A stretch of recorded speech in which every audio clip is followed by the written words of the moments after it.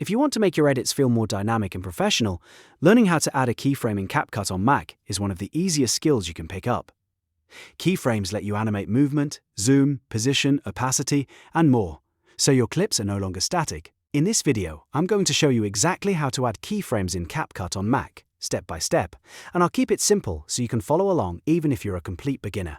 And if this tutorial helps you out, make sure to hit the like button, subscribe to the channel, and turn on notifications so you never miss another easy editing guide. Alright, let's get into it. First, open CapCut on your Mac and load the project you want to edit.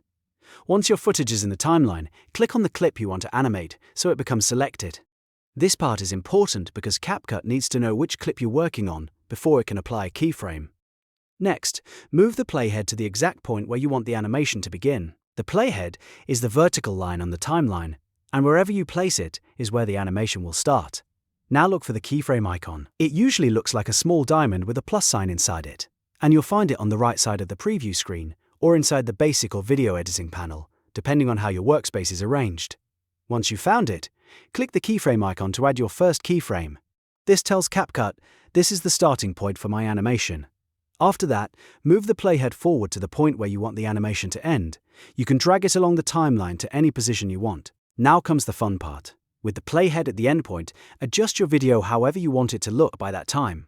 For example, you can zoom in, move the clip to one side, change the position, or reduce the opacity for a fade effect. As soon as you make that adjustment, CapCut will automatically create the second keyframe for you. That means the software will smoothly animate the transition between your first keyframe and your second one. So if you zoomed in at the end, CapCut will gradually zoom from the original size to the new size. If you move the clip to the right, it will animate that movement across the screen. And if you change the opacity, it will create a smooth fade. That's the real power of keyframes. They let you control exactly how your clip changes over time, instead of applying one static effect to the whole video. If you want, you can repeat this process with as many keyframes as you need. For example, you could add one keyframe at the start, another in the middle, and another at the end to create more advanced motion.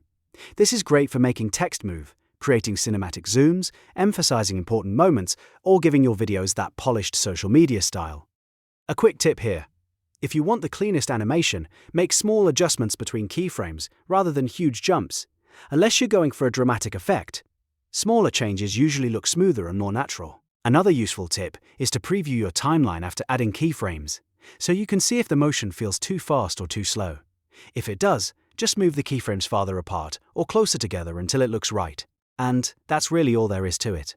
To add a keyframe in CapCut on Mac, select your clip, place the playhead where the animation should begin, click the keyframe icon, move the playhead to the ending point, and then adjust your video to create the second keyframe automatically. It's fast, easy, and once you practice it a couple of times, it becomes second nature.